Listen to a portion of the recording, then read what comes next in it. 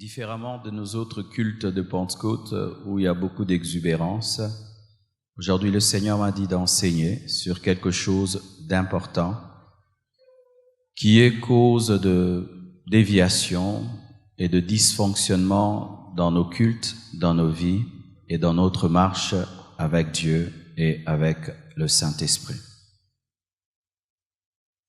Partout où on parle de l'effusion de l'Esprit, on parle d'une chose importante, les langues, les parler en langue. Et cela caractérise même les églises pentecôtistes, les églises évangéliques et les églises de réveil. Mais souvent, cela n'est pas compris par la plupart des chrétiens. Au premier culte, nous avons eu même à nous repentir d'une certaine manière de faire. Et je vous prierai dans vos maisons que chacun de vous puisse lire 1 Corinthiens 14, tout le chapitre, pour avoir la portée totale de cet enseignement. Le thème de mon message à ce culte, c'est la doctrine du parler en langue. Tu peux le dire à ton voisin, la doctrine du parler en langue. À gauche, à droite, celui qui est devant, ton voisin de derrière, ton voisin qui te sourit. Amen. Tout d'abord, qu'est-ce que le parler en langue? Déjà, c'est important parce qu'il faut déjà se mettre d'accord sur le concept. C'est quoi le parler en langue? Est-ce que c'est un charabia?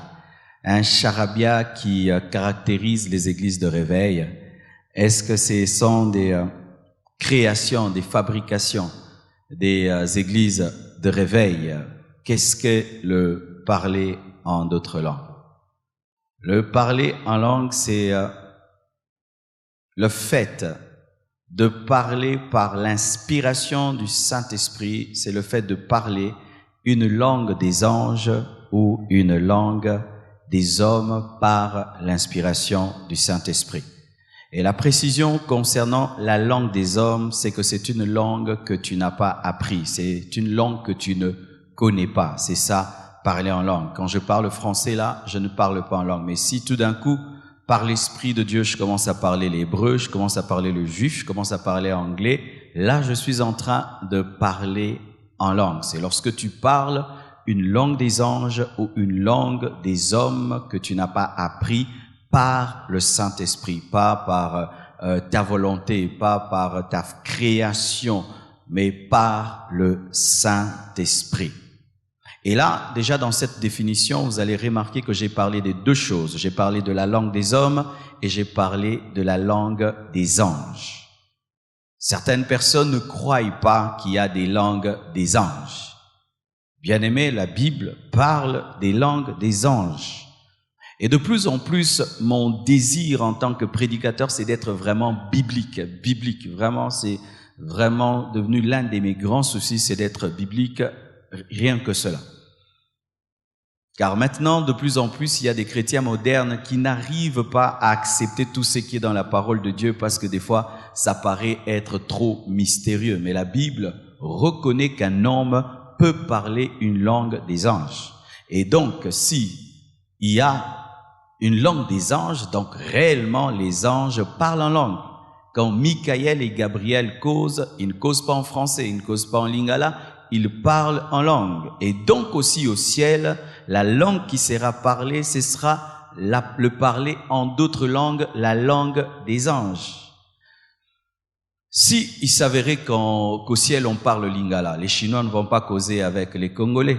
Si au ciel on parlait anglais, il y aura des francophones qui ne sauront pas parler, il y aura des problèmes au ciel. Alors quelle est cette langue qui unit tous les chrétiens? C'est le parler en langue. Parce que quand le Congolais parle en langue, le Chinois c'est le parler en langue. Amen. Sachez qu'au ciel, nous parlerons en langue. Ce sera la langue du ciel. Lorsque Dieu parle avec les anges, il parle en langue.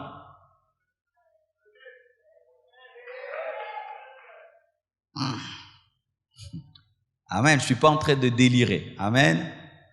Le parler en langue, c'est la langue des anges. Donc si c'est la langue des anges, c'est la langue de Dieu. Et pourquoi cela est la langue des anges? Si nous sommes sincères et honnêtes, nous allons remarquer que dans les langues que nous utilisons, il y a trop de limitations. N'est-ce pas que des fois, lorsque tu veux trouver vraiment le mot qu'il faut pour quelque chose en français, tu ne trouves pas, mais tu trouves ce mot en lingala. Et des fois, un mot que tu trouves en lingala, tu ne sais pas le trouver en anglais. Toutes les langues créées par les hommes sont limitées parce qu'elles ne savent pas à la perfection exprimer ce qui est dans l'homme. Amen. C'est pourquoi il y a les langues. Celui qui parle en langue ressent ceci. Il peut exprimer totalement ce qu'il ressent devant Dieu, différemment de celui qui parle en français, celui qui parle en lingala. Quand je ne priais qu'en français, en lingala, je me sentais limité dans mon expression. Mais depuis que je prie en langue, je sens vraiment que je manifeste au maximum ce que j'aimerais dire à Dieu. Amen. C'est pourquoi au ciel, la langue, c'est la langue des anges. Preuve. 1 Corinthiens 13, verset 1. Nous prouve qu'il y a la langue des anges et la langue des hommes. Paul dit, « Quand je parlerai les langues des hommes et des anges, si je n'ai pas la charité, je suis un airain qui résonne ou une cymbale qui retentit. » Paul reconnaît qu'il avait la capacité de parler la langue des anges et la langue des hommes. Amen. Verset biblique clair et clair, qu'il y a la langue des hommes et il y a la langue des anges. Voici. Pour ce qui est de la langue des hommes, qu'est-ce que cela? C'est lorsque par l'esprit tu parles une langue que tu n'as pas appris. Un Congolais qui parle hébreu, un Congolais qui parle chinois, par le Saint-Esprit. Et nous voyons une preuve que par le Saint-Esprit, un chrétien peut parler la langue des hommes. Acte 2, versets 1 à 8. La Bible dit ceci. Le jour de la Pentecôte, pour ceux qui ne savent pas, la Pentecôte n'est pas une fête de l'effusion de l'Esprit. Amen. La Pentecôte, dans l'agriculture juive, c'était une fête qui célébrait la moisson. C'est que lorsque l'agriculteur venait de s'aimer et qu'il récoltait, il célébrait la récolte. Amen. Et c'était une fête qui était célébrée en Israël, mais cette fête est devenue la fête de l'effusion de l'Esprit parce qu'elle a coïncidé avec l'effusion de l'Esprit. Mais au préalable, c'est une fête célébrant la moisson. Le jour de la Pentecôte, la fête de moisson, ils étaient tous ensemble dans le même lieu. Tout à coup, il vint du ciel un bruit, comme celui d'un vent impétueux. Donc la Pentecôte a existé même avant l'effusion de l'Esprit. Amen. D'accord? Et il remplit toute la maison où ils étaient assis. Des langues semblables à des langues de feu leur apparurent séparées les unes des autres et se posèrent sur chacun d'eux. Ils furent tous remplis du Saint-Esprit et se mirent à parler en d'autres langues selon que l'Esprit leur donnait de s'exprimer. Or, il y avait en ce jour à Jérusalem des Juifs, hommes pieux de toutes les nations qui sont au ciel. Pourquoi? Parce que la déportation avait fait que les Juifs se retrouvaient dans toutes les nations de la terre et certains Juifs, après la déportation, ils sont restés, ont fondé des familles jusqu'à engendrer des enfants dans la déportation et ces enfants n'avaient pas l'hébreu comme leur langue maternelle mais avaient les langues des nations comme langue maternelle. Et ces Juifs qui étaient déportés, qui étaient disséminés sur toute la terre, revenaient en Israël le jour de la Pentecôte pour célébrer la fête de la moisson qui était une fête juive. Mais lorsqu'ils sont arrivés en Israël, il y a eu un bruit. Au bruit qui eut lieu, la multitude accourut et elle fut confondue parce que chacun les entendait parler dans sa propre langue. Là, ils parlaient la langue des hommes, pas la langue des anges. Car des fois, certains disent, mais le jour de la Pentecôte, ils ont parlé des langues qu'on pouvait entendre. Oui, parce que le Saint-Esprit permet de parler des langues des hommes, mais il permet aussi de parler des langues des anges. Amen. Hein? Les deux. Parce que d'autres cassent les parlants langues dans les églises par ce passage, alors que Paul reconnaît qu'il peut parler la langue des hommes, il peut aussi parler la langue des anges. Au bruit qui eut lieu, la multitude accourut, elle fut confondue parce que chacun les entendait parler dans sa propre langue. Ils étaient tous dans l'étonnement et la surprise et ils se disaient les uns aux autres, voici ces gens qui parlent, ne sont-ils pas tous galiléens? C'est-à-dire, c'est impossible qu'ils parlent nos langues maternelles car ils sont galiléens. Et comment les entendons-nous dans notre propre langue à chacun, dans notre langue maternelle? Amen. Confirmation de la langue des hommes et de la langue des anges. Dis à ton voisin, sorte de langue. Il y a deux sortes de langues. Il y a une langue qu'on appelle la langue signe et il y a une autre langue qu'on appelle la langue don. La langue don n'est pas la langue signe n'est pas la langue don. Lorsqu'il y a confusion déjà sur la langue signe et la langue don, du coup, nous aurons des problèmes dans l'interprétation des Écritures et dans la manière de fonctionner dans nos cultes et aussi dans la manière de défendre ce qui se passe au milieu de nous. Qu'est-ce que la langue signe? Marc 16, verset 17. Marc 16, 17. La langue signe, c'est un signe de la foi. La Bible dit, voici les miracles qui accompagneront ceux qui auront cru. En mon nom, ils chasseront les démons, ils parleront des nouvelles langues. Parmi les signes qui accompagnent ceux qui croient, les miracles, les prodiges, chasser les démons, imposer les mots malades et les guérir, il y a aussi parler en langue. Et ce parler en langue n'est pas un don qui est donné pour que tu puisses donner des messages, mais c'est seulement un signe que tu as cru. C'est encore la langue signe, c'est un signe du baptême dans le Saint-Esprit. Qu'est-ce que le baptême dans le Saint-Esprit? Quand on dit baptême dans le Saint-Esprit, baptême dans le Saint-Esprit, tu seras baptisé dans le Saint-Esprit, tu n'es pas encore baptisé du Saint-Esprit, tu seras baptisé dans le Saint-Esprit. Qu'est-ce que cela veut dire? Le baptême dans le Saint-Esprit, c'est une deuxième expérience avec le Saint-Esprit après avoir cru. Et donc, si je parle d'une deuxième, donc il y a une première. Qu'est-ce que la première et qu'est-ce que la deuxième? La première expérience avec le Saint-Esprit, c'est lorsque tu crois en Jésus. Quand tu crois en Jésus, le Saint-Esprit vient dans ta vie automatiquement. À l'instant où Christ entre dans ta vie, le Saint-Esprit également vient dans ta vie. Cette expérience vient pour te conférer la nature de Dieu. Tu reçois la nature de Dieu, tu deviens enfant de Dieu, tu nais de nouveau. Mais il y a une deuxième expérience avec le Saint-Esprit. La première expérience vient pour te donner la nature, le caractère de Dieu. Mais la deuxième vient te donner la puissance. Quand est-ce qu'on dit qu'une personne est baptisée du Saint-Esprit? C'est lorsqu'elle est remplie du Saint-Esprit et elle est revêtue de sa puissance. Lorsque tu es rempli de l'Esprit et revêtu de la puissance du Saint-Esprit, tu es baptisé du Saint-Esprit. Car il y a des chrétiens qui sont remplis de l'Esprit, mais qui ne sont pas revêtus de sa puissance. C'est lorsque tu es rempli et tu es revêtu, c'est alors que tu es baptisé du Saint-Esprit. Mais tu étais déjà sauvé. Un chrétien qui n'est pas baptisé du Saint-Esprit est sauvé. Car ce qui te sauve, c'est le fait de croire et de recevoir le Saint-Esprit pour ton salut, pour ta transformation. Mais le baptême dans le Saint-Esprit, c'est une expérience dans la marche qui te permet d'être efficace dans le service de Dieu et efficace dans ton témoignage. Et ce baptême-là du Saint-Esprit est souvent accompagné d'un signe. Le parler en langue. Preuve. Acte 10, versets 44 à 46. La Bible dit ceci. Comme Pierre prononçait encore ces mots dans la maison de Corneille, le Saint-Esprit descendit sur tous ceux qui écoutaient la parole. Tous les fidèles circoncis qui étaient venus avec Pierre furent étonnés de ce que le don du Saint-Esprit était aussi répandu sur les païens, car ils les entendaient parler en langue et glorifier Dieu. Car c'est à cause du parler en langue que Pierre et les autres disciples ont reconnu que la maison de Corneille avait reçu le baptême dans le Saint-Esprit.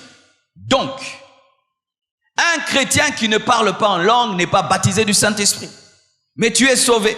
Mais il te manque une puissance, il te manque une dimension, il te manque un feu, il te manque un revêtement.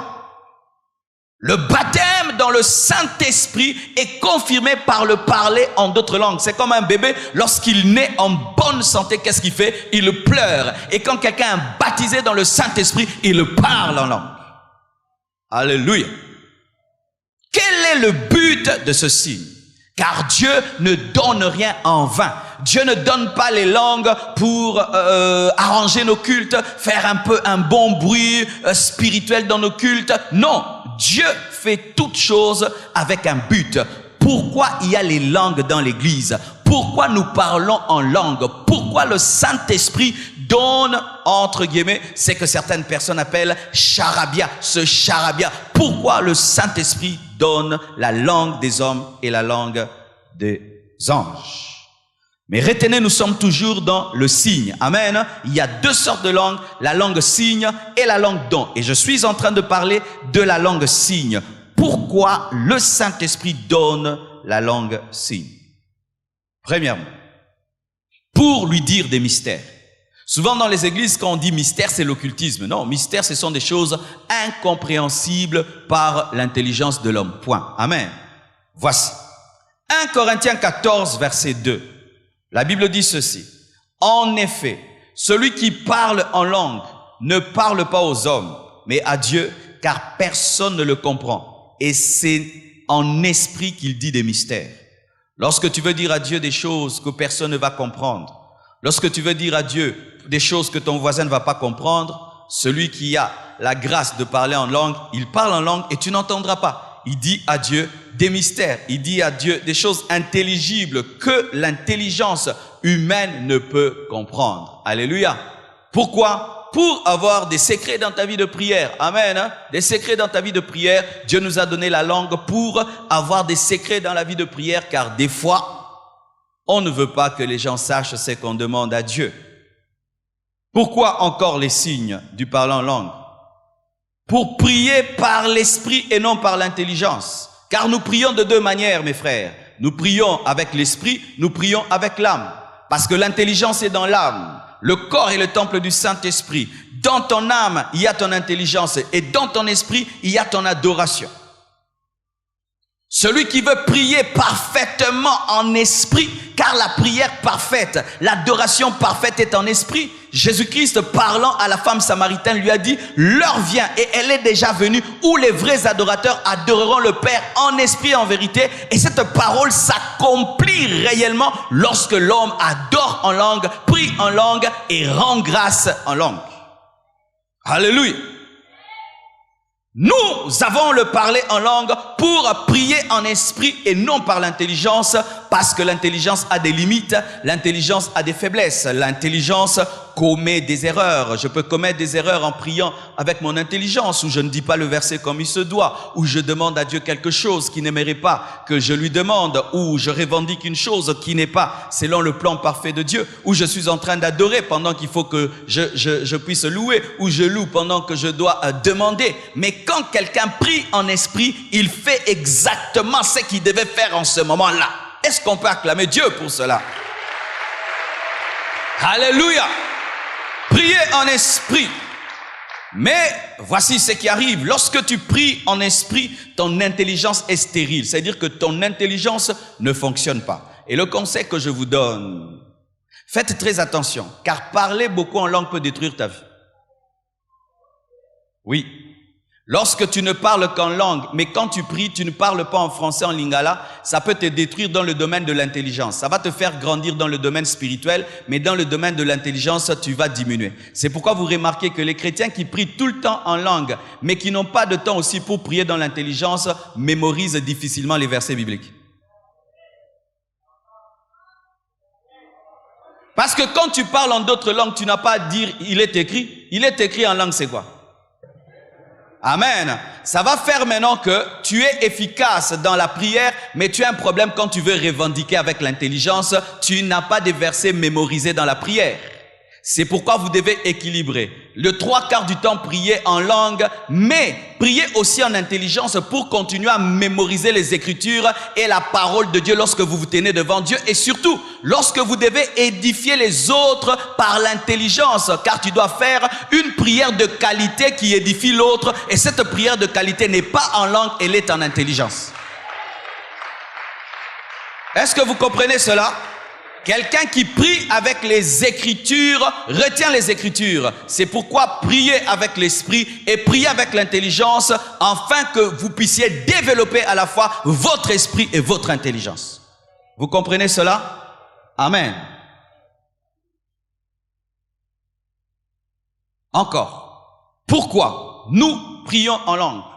Pour notre propre édification. Dites propre édification.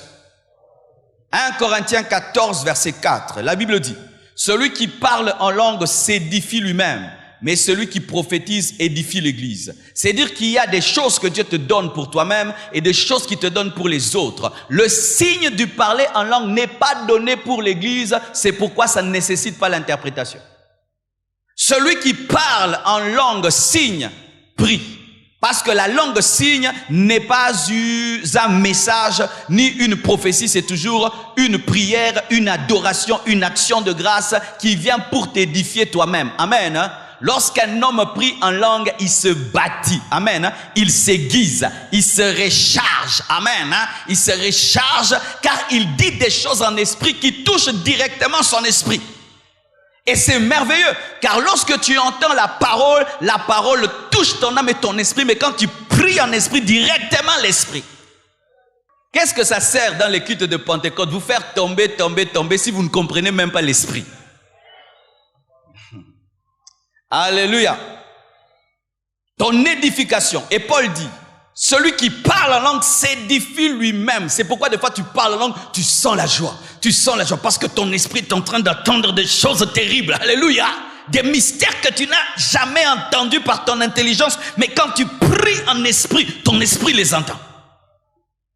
C'est pourquoi des fois tu peux prier, tu pries, tu sors de ta chambre, tu te sens grand. Il se peut que l'esprit ne parlait que de la grandeur de Dieu, de la gloire de Dieu, de la grandeur de Dieu. Et tu es tellement dedans. Et quand tu sors, alléluia, alléluia. Oh, Shandala Baba. Là, je n'interprète pas parce que j'ai prié. Pourquoi encore?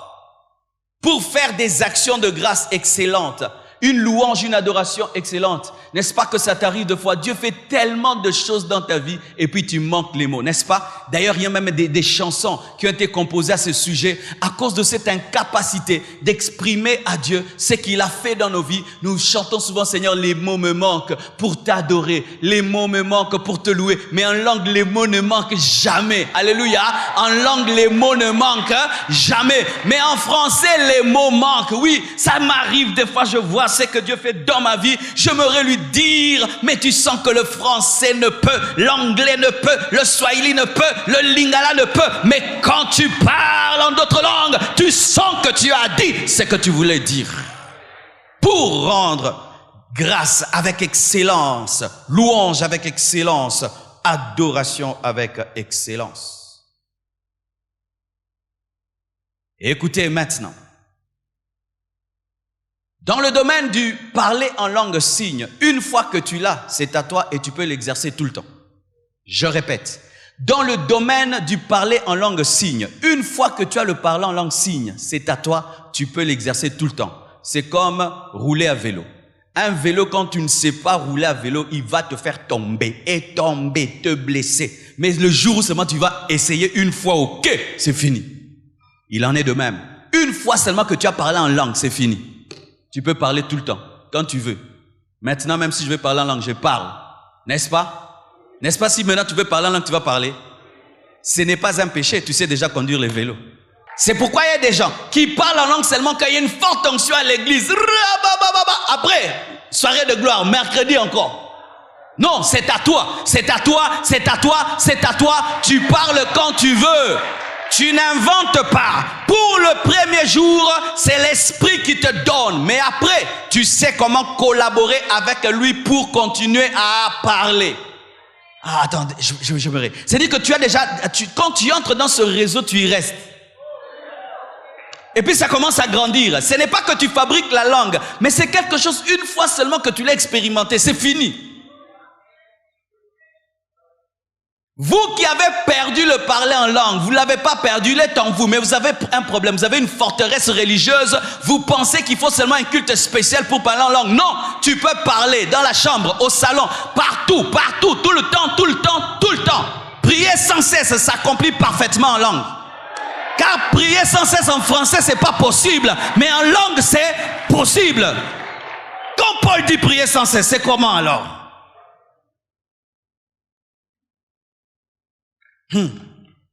La preuve pour ceux qui doutent qu'une fois qu'on parle en langue, maintenant tu peux parler quand tu veux. Voici 1 Corinthiens 14 verset 15. La Bible dit: que faire donc? Je prierai par l'esprit. Qui priera? Paul, n'est-ce pas? Je prierai par l'esprit, mais je prierai aussi avec l'intelligence. Je chanterai par l'esprit, mais je chanterai aussi avec l'intelligence. Mais pas d'orgueil, mais je prie en esprit. Ramayanda Shekarababa. Je n'ai pas péché, je n'ai pas crié, j'ai déjà. Je vais chanter en esprit. Oh Rabasaya, Indalaba Shandalababa. Et puis maintenant, je prie en français. Mon Dieu, mon roi, Dieu tout-puissant. Je chante en français. Que la gloire te revienne. Je viens d'accomplir 1 Corinthiens 14, verset 15. Acclamez la parole qui s'accomplit. Donne-moi la main que je t'enseigne. Alléluia. Dans certains domaines, une fois que Dieu t'a donné, c'est à toi. Oui, mes frères et sœurs, c'est pourquoi beaucoup, vous ne grandissez pas dans ce domaine de prière, parce que vous attendez toujours une très très forte onction pour vous mouvoir, alors qu'il y a certaines choses, quand Dieu les a données, elles sont à toi. Amen. Retenez qu'on peut chanter en langue. Amen. Lorsque des fois vous voyez les choristes chanter en langue, ce n'est pas qu'ils pêchent ou un prédicateur vient, il commence à chanter en langue. On peut chanter en langue. Paul dit: je chanterai en intelligence et je chanterai par l'esprit. On peut chanter en langue. Voici, à présent. Le parler en langue, signe, prière ne nécessite pas l'interprétation parce que tu n'as pas besoin de l'interprétation de ma prière. Amen. Mais moi-même, je peux demander une interprétation de ma prière pour mon édification. Mais ce n'est pas que Dieu est obligé de nous donner l'interprétation de nos prières. Mais il peut te faire grâce de connaître ce que tu dis quand tu pries en langue. Mais il n'est pas obligé. Ce qui est nécessaire et exigé, c'est lorsque tu parles en langue pour donner un message, là c'est obligatoire de donner l'interprétation. Mais quand tu parles en langue pour prier, ce n'est pas obligatoire de donner l'interprétation. Et ces gens qui disent dans vos églises, vous parlez en langue, vous n'interprétez pas. Est-ce qu'on va interpréter nos prières? Alléluia. Là, ça n'exige pas l'interprétation. Mais tu peux, toi-même, dans ta vie de prière, demander. Mais des fois, Dieu vous donne même des interprétations de vos prières quand vous priez en langue, mais vous ne le savez pas. Comment cela se passe? Tu es en train de parler en langue et tu entres dans un haut niveau de la langue, car il y a niveau et niveau. Vous savez, n'est-ce pas? N'est-ce pas? Des fois, tu parles en langue, tu sais, là, je parle en langue, c'est mon réchauffement. Amen. Hein? Mais il y a d'autres langues, tu sens que c'est 4 fois 4. Vrai ou faux? Alors quand tu parles, du coup tu sens l'esprit t'amener à quitter la langue, de revenir en français. Des fois c'est l'interprétation de ta prière. Mais souvent tu es tellement distrait quand tu pries que tu penses que c'est ton français, alors que là, l'esprit vient de te révéler que tu es en train de faire un combat spirituel contre des puissants de ténèbres au Maroc. Alléluia. Tu parles en langue, tu montes, tu coupes. Oh Père, sauve le Maroc. Il t'a dit pourquoi tu priais. Oui. Ah, est-ce que je peux te parler? Le problème de l'homme, nous sommes tellement mécaniques que nous pensons que l'Esprit de Dieu est mécanique. L'Esprit de Dieu peut se mouvoir dans tous les 9 dons en 1 minute. Je vais te donner un exemple. Je te regarde, je ne connais pas ton nom, je te donne ton nom. Parole de connaissance, vrai ou faux? Après avoir donné ton nom, je prie pour toi, tu es guéri. Don de guérison, vrai ou faux? Alléluia. Et quand tu es guéri, je te révèle encore qu'il y a quelqu'un dans ta famille qui est mort. Parole de connaissance. Pendant que je te le dis, il ressuscite, donne de la foi. En combien de temps c'est en train d'opérer? Et puis pendant que tu es en train de témoigner, je commence à célébrer le Seigneur en langue et après je interprète la langue. Diversité de langue et interprétation, combien de minutes? C'est pourquoi moi je ne demande pas les dons spirituels. Je veux tout au moment où il faut. Seigneur, me voici, Salagnoso. Pourquoi? Parce que si je n'ai que la parole de connaissance, le jour où j'aurai besoin du don de miracle, il ne va pas m'utiliser. Me voici, utilise-moi. Tu veux quoi? Je veux tout. Je veux tout au moment où tu veux. Quand il y a besoin de sagesse, tu me donnes la parole de sagesse. Quand j'ai besoin de connaissance, tu me donnes la parole de connaissance. Quand j'ai besoin de guérison, tu me donnes le don de guérison. Je veux tout quand tu veux. Vous devez quitter le fonctionnement humain dans les choses spirituelles. Ça va vous bloquer. Tu pries, et puis ça s'arrête, et puis ça t'amène dans une prière en français ou en lingala, mais tu sens que c'est une prière qui ne provient pas de ton intelligence, mais qui est poussée par l'esprit. Il se peut que tu es en train de recevoir l'interprétation de ta prière. Alléluia. Alléluia. Voici le mode opératoire du parler en langue signe. On peut prier tous en langue à l'église. Amen. On peut parler tous en langue à l'église. Quand il s'agit de la langue prière, la langue signe, on peut parler tous en langue. Mais, voici. Ça, j'aimerais dire à nous prédicateurs et à nous modérateurs. Avec ces micros que nous avons, la donne change. Amen. Pourquoi? Si je commence à prier en langue avec le micro, ma prière en langue n'est plus une prière en langue personnelle, elle est devenue publique. Quand la langue devient publique, la doctrine change. Quand la langue est personnelle, je m'édifie moi-même, c'est autre. Mais quand maintenant je veux édifier les autres, ça change. Est-ce que tu peux édifier les gens par une prière en langue? Non, parce que la prière en langue n'est pas une langue de message. Ainsi, nous devons arrêter de prier en langue au micro. Oui, nous devons arrêter de prier en langue au micro. Ça n'a pas de sens. Vous savez pourquoi nous ne trouvons pas que ça n'a pas de sens? C'est parce que nous regardons l'église avec l'œil du chrétien, mais nous ne regardons pas l'église avec l'œil du païen. Mais lorsque Paul parle dans 1 Corinthiens 14, il parle de l'œil du païen, qui vient parmi vous et qui vous entend parler en langue, mais il ne comprend rien, il vous considère comme des barbares. Vois-toi païen. Rentre, païen. Tu viens dans une église. Au micro. Tu vas dire, plus jamais. Il y a un homme que je ne comprenais pas au début de ma foi. C'était l'homme de Dieu, Jacques-André Vernet. Cet homme a ressuscité des morts. Il a fait marcher des paralytiques. Mais dans le culte, tu l'entendais parler en langue au micro, nassé, mais publiquement comme ça. Vraiment, tu peux compter combien de fois il l'a fait. Pourquoi? Il ne parle pas en langue pour vous démontrer qu'il a la puissance. Il vous démontre la puissance par la parole et par son ministère. Car la langue prière, c'est pour ton intimité. C'est pour ton intimité. N'est-ce pas que quand tu te promènes avec un chargeur napil, n'est-ce pas? Parce que c'est fait être chargé en secret. Tu es fait à te recharger en secret dans la prière en parlant en langue. Mais quand tu viens devant les gens, dis des choses qu'on entend. Ne dites pas devant les gens des choses qu'on n'entend pas. Et quand il s'agit de la prière, est-ce que la prière est un message pour que tu puisses la dire? Voici. Quand on dit prions, tu peux parler en langue quand tu es là-bas, dans la foule. Parce que chacun prie pour sa vie. Mais quand tu montes ici devant, on dit le frère va prier pour l'église. Le feu d'une église, mes amis, le feu d'une église se révèle par la conversion des âmes. Vous voyez maintenant, j'ai parlé en lingala, eux ils étaient déconnectés. Quand tu parles en langue, tu pries en langue sans interpréter, tu nous déconnectes. J'explique.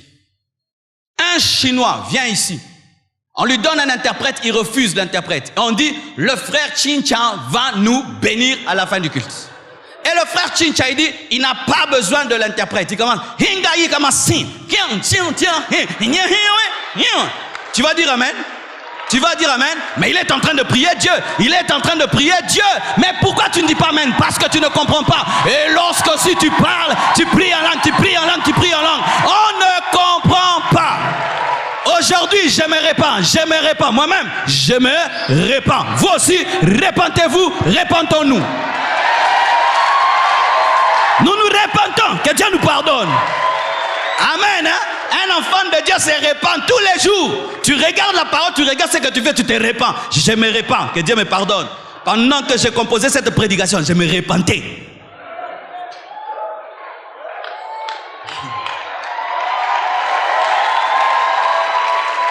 Je vous assure, si on pouvait poser des questions aux nouveaux convertis, poser des questions aux païens qui viennent dans nos églises et les langues bien aimées, nous les scandalisons. Pourquoi? Ce n'est pas important. La personne te suivait quand tu chantais en français, elle chantait. Je veux chanter et louer. Elle chante.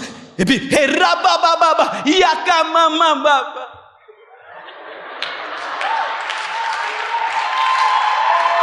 Oui, et nous mettons même les langues dans des chansons. On enregistre une langue au studio. Nous enregistrons des langues au studio. Que Dieu nous pardonne. Nous enregistrons des mystères. Toi-même, tu sais que toi-même, tu ne comprends pas ce que tu as dit. Toi-même, tu sais que ce que j'ai prié, je ne sais pas. Mais malgré ça, tu mets ça. Maintenant, c'est lui qui va écouter. Il va écouter quoi? C'est pourquoi même nous commençons à chanter les langues des gens dans les chansons. Nous devons appliquer les Écritures. Nous devons appliquer les Écritures. La longue prière, c'est pour ton édification. Pour ceux qui doutent, lisons la Bible. Lisons la Bible. Paul. Non, il m'a choqué aujourd'hui. Hein. Chaque jour que tu liras la Bible, tes yeux s'ouvriront. Ne lis jamais la Bible comme si tu la connais. Tu ne vas plus voir. 1 Corinthiens 14, versets 15 à 16. Voici ce qu'il dit. Que faire donc? Je prierai par l'Esprit. Mais je prierai aussi avec l'intelligence. Je chanterai par l'Esprit, mais je chanterai aussi par l'intelligence. Autrement, si tu rends grâce par l'Esprit, comment celui qui est dans les rangs de l'homme du peuple répondra-t-il Amen? Paul. Comment répondra-t-il Amen à ton action de grâce puisqu'il ne sait pas ce que tu dis? Paul. Oh, acclamons la parole.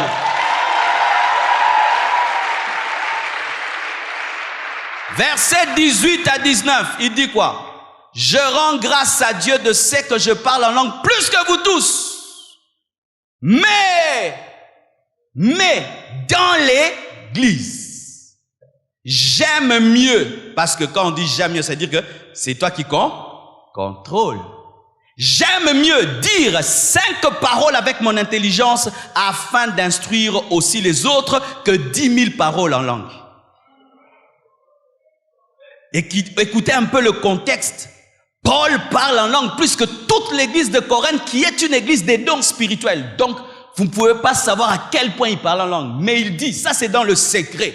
Il parle en langue plus que tous. Mais quand il vient en public, il préfère mettre de côté cette capacité et parler 5 phrases dans une langue qu'on peut comprendre que 10 000 dans une langue qu'on ne peut pas comprendre, afin d'édifier tous. Paul, pourquoi? L'efficacité. Pourquoi je te dirais quelque chose que tu ne peux comprendre? Avant, on se plaisait à faire des choses que les gens ne comprennent pas, mais plus tu deviens intelligent dans les choses de Dieu, tu te rends compte quoi? Tout ce que tu dis qui n'est pas compris est dit pour rien. Tu donnes cours, les enfants ne comprennent pas, tu as donné cours pour rien, vrai ou faux? Et tout ce qui à l'église est fait sans être compris est fait pour rien. Que ce soit les langues, les chansons, tout ce qui n'est pas compris est fait pour rien. Et Paul préférait dire 5 choses qu'on peut comprendre au lieu de dire 10 000 choses qu'on ne peut comprendre, même si les choses incompréhensibles sont supérieures. Je donne un exemple. Tu sais qu'une nourriture est bonne, mais tu sais que l'enfant ne peut la manger, tu préfères lui donner la bouillie parce que tu préfères qu'il mange la bouillie au lieu qu'il puisse vomir la viande. Je sais que la viande est supérieure à une nourriture, mais je sais que si je te la donne, tu la vomis. Je préfère te donner une nourriture basse, au moins elle, tu vas l'ingurgiter. 10 000 paroles en langue non comprises sont inférieures à 5 paroles comprises. Et que Dieu vous bénisse, c'est plus. Parce que tu as entendu. Mais c'est efficace dans la prière secrète. Amen, hein? Dans la prière secrète. Nous devons arrêter à l'église, venir montrer tout. Car il y a des choses qui se cachent. Mais quand tu sors, tu démontres la puissance dans des choses qu'on entend. Mais dans le secret, tu as fait même 10 heures en train de parler en langue. Surtout pour nous qui montons ici. Car je vous assure, un païen, déjà n'est jamais venu à l'église, jamais de sa vie. C'est la première fois qu'il met. Déjà la parole qu'il comprend là l'énerve. Quand on lui parle en français, déjà il ne comprend rien à la Bible. Maintenant tu ajoutes maintenant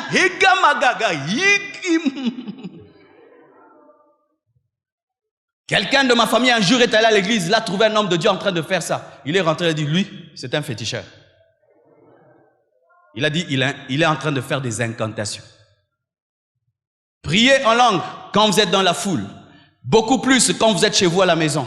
Mais quand vous voulez édifier quelqu'un, parlez en français ou en lingala. Même pour le voisin. Tu peux être en train de prier, tu pries pour toi, mais l'esprit peut te dire, prie pour édifier ce voisin. Commence à parler en français, qu'il t'entende comment tu parles pour qu'il apprenne.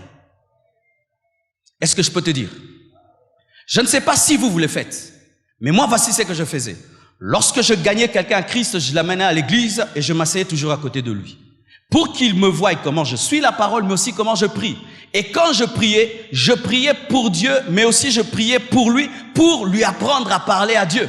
Et en ce moment-là, je dois mettre de côté le parler en langue, parler dans une langue qu'il comprend pour qu'il apprenne à parler à Dieu. Lorsque nous prions avec nos enfants à la maison, nous prions dans quelle langue? En langue? Pourquoi? Parce qu'on veut les apprendre.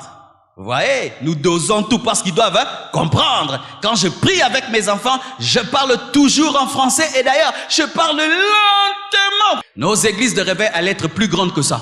Le problème, c'est qu'un bon résultat empêche un meilleur résultat. Quand les églises grandissent, souvent nous oublions les personnes que nous perdons par notre manière de faire le culte. Oui, nous oublions celles que nous perdons, celles qui sont scandalisées par notre manière de faire. Elles ne parlent pas, mais elles partent. Celles-là, on ne les connaît pas.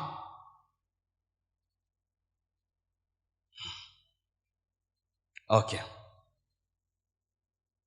Je sais que ce sera difficile à changer. Mais faisons l'effort. Amen. Quand tu emmènes la prière, tu commences. Reviens en français. Amen. Hein? Reviens en français. Reviens en lingala. Reviens dans une langue qu'on comprend. Deuxième sorte de langue. Dites diversité de langue. 1 Corinthiens 12, versets 8 à 10. La Bible dit ceci. En effet, à l'un est donné par l'Esprit une parole de sagesse, à un autre une parole de connaissance, selon le même Esprit, à un autre la foi, par le même Esprit, à un autre le don de guérison, par le même Esprit, à un autre le don d'opérer des miracles, à un autre la prophétie, à un autre le discernement des esprits, à un autre la diversité de langues, à un autre l'interprétation de langues. Vous voyez, rien ne s'écrit en vain dans la Bible. On cite la diversité de langues et l'interprétation de langues en bas. Pourquoi l'interprétation de langue est le dernier don qui est présenté? Parce que c'est un don dépendant. Et pourquoi aussi la diversité de langue est donnée en dernier? Parce que c'est également un don dépendant. Tous les autres dons peuvent opérer sans les autres, mais il y a ces deux dons qui ne peuvent jamais opérer seuls. Il est impossible que la diversité de langue opère sans l'interprétation de langue. Et il est impossible que l'interprétation de langue existe si au préalable il n'y a pas eu une diversité de langue. Ainsi Paul dit même que la diversité de langue sans interprétation ne sert à rien. Et la prophétie lui est supérieure, même si tu as prophétisé en français, tu es supérieur à quelqu'un qui a prophétisé en langue mais qui n'a pas interprété.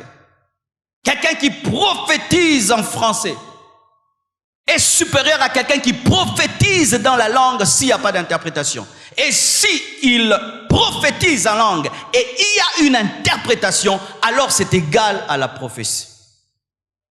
Voici. Qu'est-ce que le don de diversité de langue qui est différent du signe? Le signe est là pour prier, mais le don de diversité de langue n'est pas là pour prier. Il est là pour parler de la part de Dieu, il est là pour prophétiser. Amen. En soi, c'est un don de prophétie, mais en langue. Amen. Voici.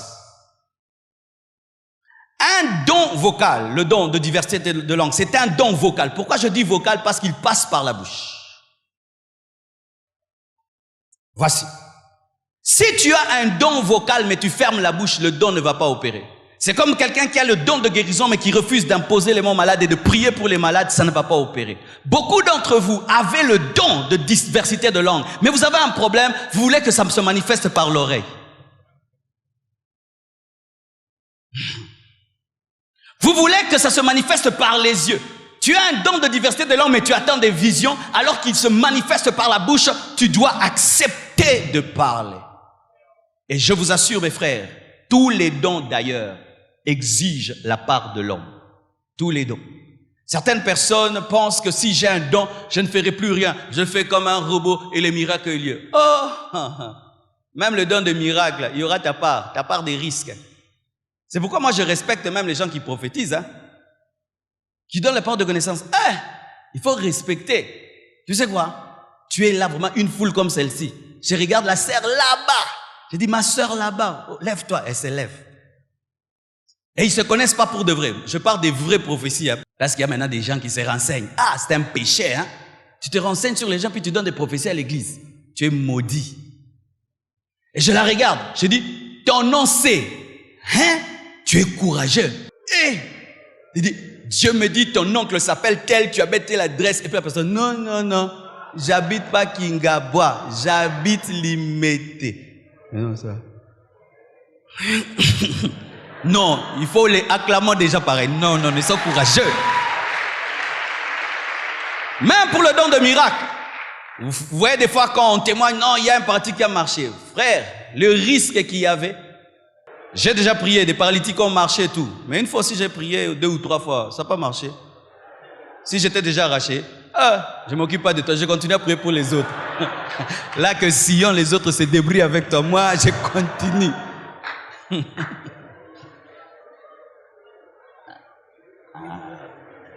Donne-moi la main, je vais parler. Vous savez mes frères, souvent nous demandons les dons. Mais nous refusons le courage. Le don demande le courage. Le jour que j'ai dit à une maman, donne-moi ta béquille, elle m'a regardé, elle dit, t'es fou, t'es fou. Donc si je te donne, maintenant toi tu vas me transporter. Mais elle a donné la marché. Mais dans mon cœur, j'ai dit, hé, la béquille. Ah oui. Dieu, donne-moi le don de miracle. Il te pose la question, est-ce que tu auras l'audace? L'audace de parler à la mer pour qu'elle puisse s'ouvrir. Les gens sont derrière, Baos et la paix. Oh, Moïse a ouvert en deux la mer rouge. Entre dans son cœur.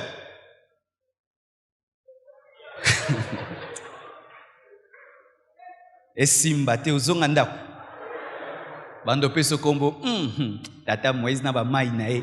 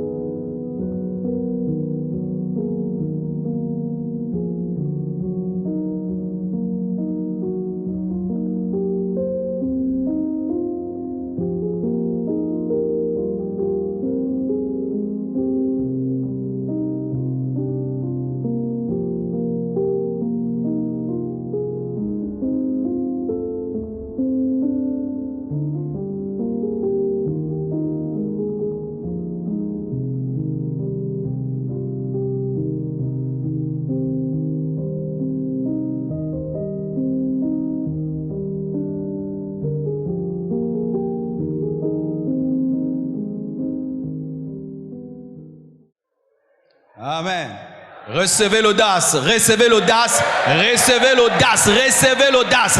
Et même si ça ne marche pas, tu n'es pas le premier à échouer. Essaye encore. Pierre avait marché sur l'eau. Il s'est enfoncé. Il a essayé encore. Il a marché à nouveau. Tous ces grands serviteurs de Dieu dont vous entendez parler, Reinhard Bonk et Bénin, ils ne réussissent pas toujours. Des fois, il y a 300 paralytiques. Il n'y a que 50 qui ont marché. Les 250 rentrent par la petite porte. Mais c'est ça dans le ministère. Tu exerces, tu fais une croisade d'évangélisation. Il y a 300 paralytiques. Il n'y a que 10 qui marchent. Filme seulement les 10. Les autres ne les filment pas. Tu n'es pas venu pour montrer l'échec. Tu vas, tu pleures devant Dieu. Tu reviens encore. Tu essayes. 50. Tu montres que les 50. Et celui qui dit que tu n'as pas la foi, donne-lui les autres qui n'ont pas marché, qu'il les fasse marcher comme lui il a plus de foi. Comme lui il a plus de foi. Oh, ils n'ont pas marché. Ok, prends les 250. Toi, fais-les marcher. Car les gens des fois sont durs avec les gens qui ont le don de miracle, mais ils ne connaissent pas l'audace qu'il faut avoir. Hein? L'audace qu'il faut avoir. Alléluia. Dis don vocal. Il faut la bouche. Amen. Comment ce don peut opérer? C'est dire ceci. Pour le don de signe, une fois que tu l'as, si on dit prions, tu vas le manifester, mais pas le don de diversité de langue. Le don de diversité de langue, on ne décide pas de le manifester. Il est comme la prophétie. On ne décide pas de prophétiser. C'est Dieu qui parle et puis toi tu dis. Alors voici comment le don de diversité opère. Nous sommes là en train de prier, en français, en langue, la langue signe prière, et tout d'un coup il y a un calme. Ou peut-être tous nous prions, et la personne aussi qui a la diversité de langue prie.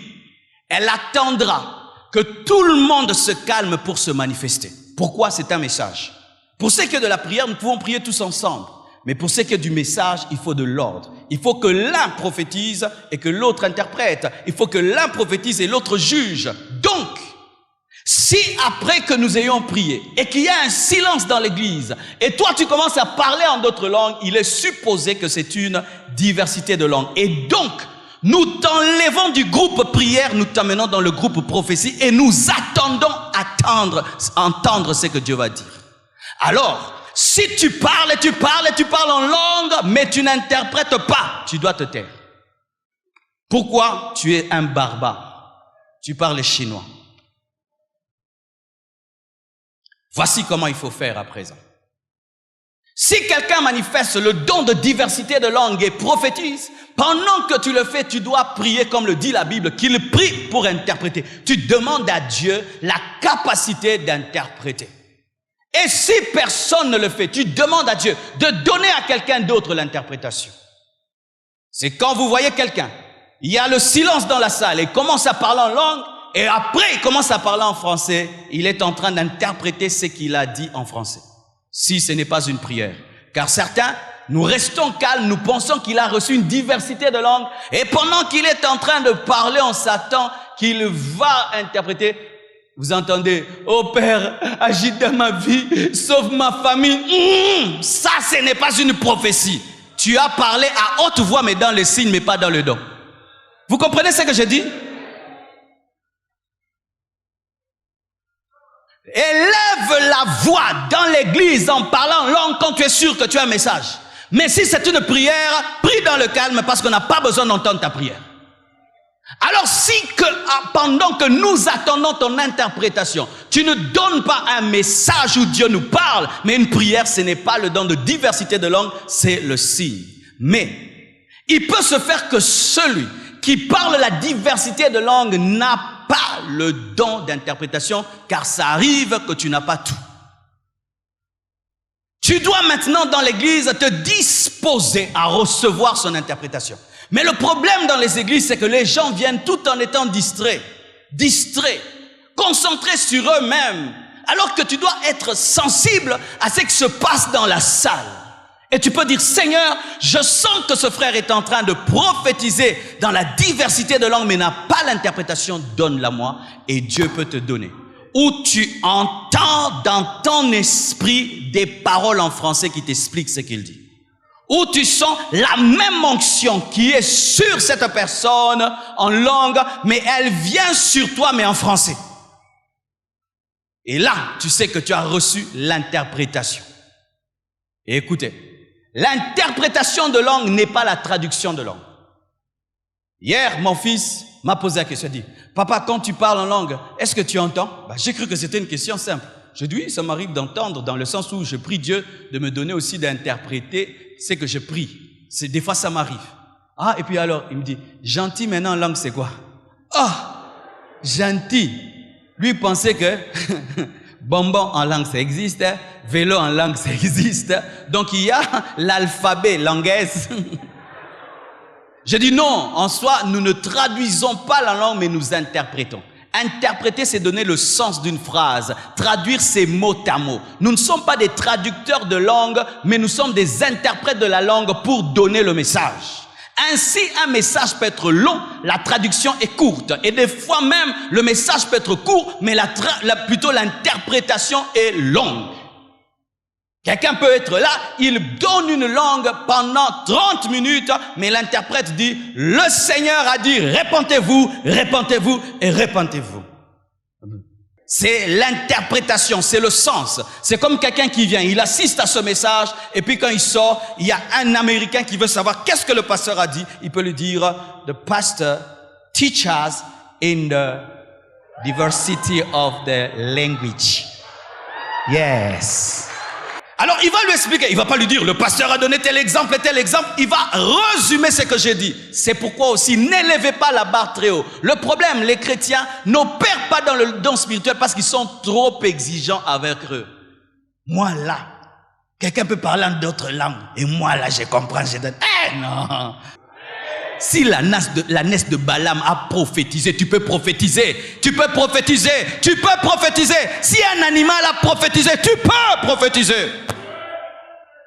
Corneille était un païen. Il a cru et toute sa maison a prophétisé. Des Romains, ils ont prophétisé. Tu peux prophétiser. Alléluia. Tu peux prophétiser. Ou tu dis, vraiment, lorsque le frère parlait, Dieu m'a dit ce qu'il a dit. Il a dit ça. Oh, waouh.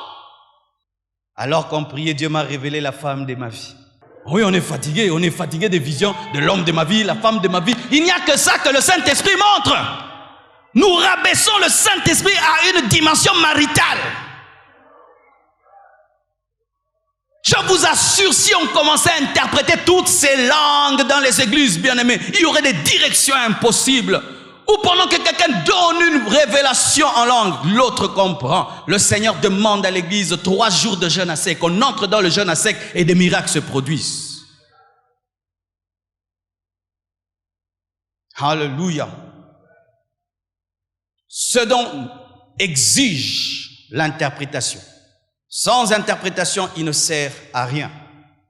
C'est un don qui contient un message de la part de Dieu. Terminons. Comment recevoir le parler en langue signe et le parler en langue don? 1 Corinthiens 14, verset 1. La Bible dit ceci. Recherchez la charité, aspirez au don spirituel, mais surtout à celui de prophétie. Pour que Dieu te donne un don, tu dois le désirer. Si tu ne le désires pas, il ne va pas te le donner parce que tu ne vas pas l'utiliser et tu ne vas pas en profiter et en faire surtout profiter l'Église. Tu dois aspirer. Et dans le terme aspirer, il y a la pensée de prendre ce qui est au dehors et l'amener dedans. Tu dois être quelqu'un qui désire quelque chose de plus. Tu dois désirer. Même si ça a duré. Même si on a prié pour toi plusieurs fois, tu dois continuer à aspirer. Amen. Et 2 Timothée 1, verset 6 nous dit, c'est pourquoi je t'exhorte à ranimer le don de Dieu que tu as reçu par l'imposition des mains. On peut recevoir le don de langue, de diversité de langues, de signes, par l'imposition des mains. Et d'ailleurs, c'est ainsi que les apôtres opéraient dans l'église primitive. Lorsqu'ils voulaient que quelqu'un soit baptisé du Saint-Esprit avec le signe du parlant d'autres langues, les apôtres imposaient les mains.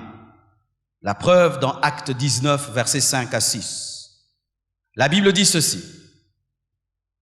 Sur ces paroles, ils furent baptisés au nom du Seigneur Jésus. Lorsque Paul leur eut imposé les mains, le Saint-Esprit vint sur eux et ils parlèrent en langue et prophétisaient. Alléluia.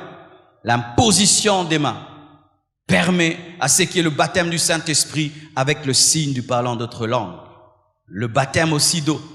Nous remarquons ici à la Compassion, la plupart des gens qui sont baptisés du Saint-Esprit, c'est le jour de leur baptême d'eau.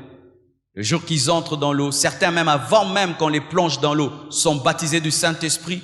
D'autres quand on les plonge sont baptisés et d'autres quand ils sortent en prix, ils sont baptisés du Saint-Esprit. Le baptême d'eau ouvre la porte au baptême du Saint-Esprit. C'est pourquoi lorsque Corneille a été baptisé du Saint-Esprit avant le baptême d'eau, cela même avait étonné les apôtres parce qu'ils étaient habitués à un fonctionnement baptême d'eau, baptême du Saint-Esprit. Mais ce jour-là, c'était le baptême du Saint-Esprit avant le baptême d'eau. Amen. Mais une chose capitale, pour recevoir les dons spirituels, tu dois recevoir Jésus. Quelqu'un qui n'a pas Jésus-Christ ne peut pas recevoir les dons du Saint-Esprit.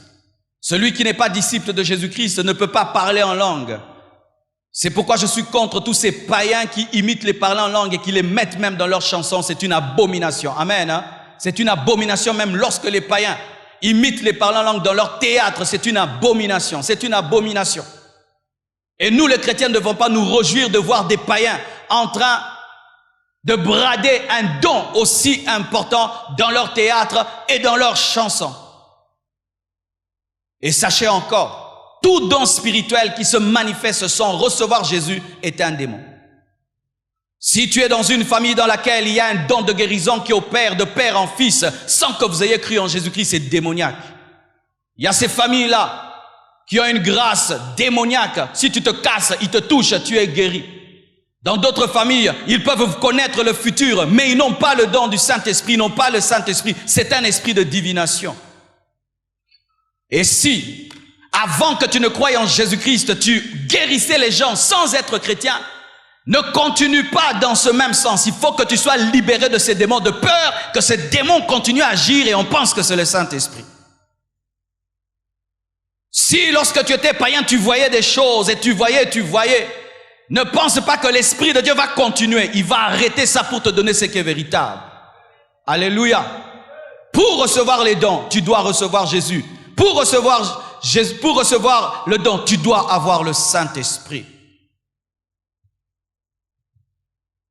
Des fois aussi, pour recevoir les dons, il faut être dans l'atmosphère du don. La Bible nous dit alors que Saoul n'était pas un prophète, il s'est retrouvé avec une garnison de prophètes et il a commencé à prophétiser. Et les gens posaient la question, est-ce que Saoul est aussi l'un des prophètes? C'est pourquoi dans une église, lorsqu'il y a un don qui agit, vous voyez, il se manifeste facilement dans tous les fidèles. Si vous voyez, il y a un don de guérison, vous allez voir les fidèles aussi opérer dans la guérison. S'il y a un don de diversité de langues, vous allez voir, ils opèrent. C'est pourquoi vous voyez la compassion, les gens sont baptisés du Saint-Esprit très facilement parce que la plupart d'entre nous parlent en langue. Mais si tu vas dans une église où c'est froid, c'est coincé, où si tu parles en langue, on te suspend. Ah oui, je connais des églises comme ça. C'est interdit de parler en langue. Tu vas voir que les dons ne vont pas opérer. Il faut être dans une atmosphère. Aussi, il faut avoir un but pur. Amen. Dites but pur. Ne cherche pas les dons pour épater les gens, mais cherche les dons pour édifier l'église. Amen. Hein? Ah oui, on faisait ça. Dès la porte, c'est mal. Comment? Quoi? Retraite, c'est grave. Routé baba. Et quand on allait en retraite, on veillait que Dieu t'ajoute une dimension nouvelle de langue. Ne désire rien pour épater quelqu'un. Désire les choses pour t'approcher de Dieu et pour être efficace et Dieu te le donnera. Et pour terminer, voici une chose qui peut t'empêcher de recevoir le baptême dans le Saint-Esprit et de parler en langue, ton intelligence. Beaucoup de gens pensent que le Saint-Esprit opère comme un démon. Comment opèrent les démons? Un démon parle en toi sans ta permission. Un démon parle en toi sans te consulter. Ainsi, lorsque les gens sont sous l'emprise des démons, ils insultent les pasteurs, ils insultent des gens, ils disent des secrets et tout là. Mais quand ils reviennent dans leur bon sens, ils se disent, mais qu'est-ce que j'ai dit et qu'est-ce que j'ai fait? Et il y a des gens qui pensent que le Saint-Esprit possède. Bien aimé, nous ne sommes pas possédés par le Saint-Esprit. Amen. Hein? Nous sommes remplis par le Saint-Esprit, donc nous collaborons et nous lui permettons. Alors voici. Si tu penses que le Saint-Esprit va parler en toi sans passer par toi, il ne le fera pas. La Bible nous dit dans Acte 2, chacun d'eux parlait selon que le Saint-Esprit lui donnait de s'exprimer. Le Saint-Esprit te fait la passe et toi tu marches. Quand je parle en langue, le Saint-Esprit me donne les paroles et moi je les parle. Quand je prophétise, le Saint-Esprit me donne les paroles et moi je parle. Et même quand je prêche des fois, j'entends la prédication en avance. J'ai une vitesse d'une seconde par rapport à vous. C'est-à-dire j'entends, je dis, j'entends, je dis, j'entends, je dis. Et quand il ne parle plus, je m'arrête. Mais jamais il ne peut le faire si je ne collabore. Et souvent c'est parce que nous avons été dans des mauvaises écoles de prophétie. Dans ces écoles de prophétie, qu'est-ce qu'on enseigne? Que quand tu prophétises, aux hommes yébaté. Vrai ou faux? Pour bien prophétiser, il faut yéba. Pour que tu dises ça c'est Dieu, ça ce n'est pas Dieu. Parce que pendant que tu prophétises, même les démons peuvent chercher à parler. Et la Bible dit que l'esprit du prophète est soumis au prophète. Alors si tu attends perdre le contrôle pour parler en langue, tu ne perdras jamais le contrôle. Parce que derrière, Dieu veille que tu sois au contrôle. Tu vas sentir, ça va monter, ça monte, et puis ça commence à solliciter la langue. Qui avait senti ça? Tu sens la sollicitation de la langue, tu sens. Qui te dit, arrête le français, arrête le lingala. Tu sens ça. Tu vois quelque chose de nouveau que tu n'as jamais dit.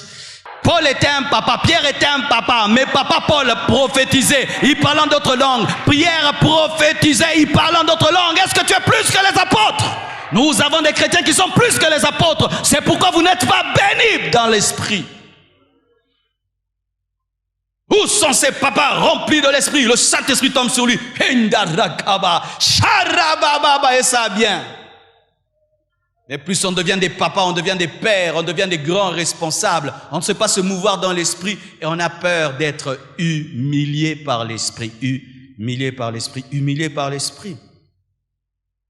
Jésus est mort, il est ressuscité pour que le Saint-Esprit soit répandu et ce don t'est donné et tu penses que ça peut t'humilier. Que Dieu vous bénisse abondamment. Que Dieu vous bénisse abondamment. Que Dieu vous bénisse abondamment. Alléluia.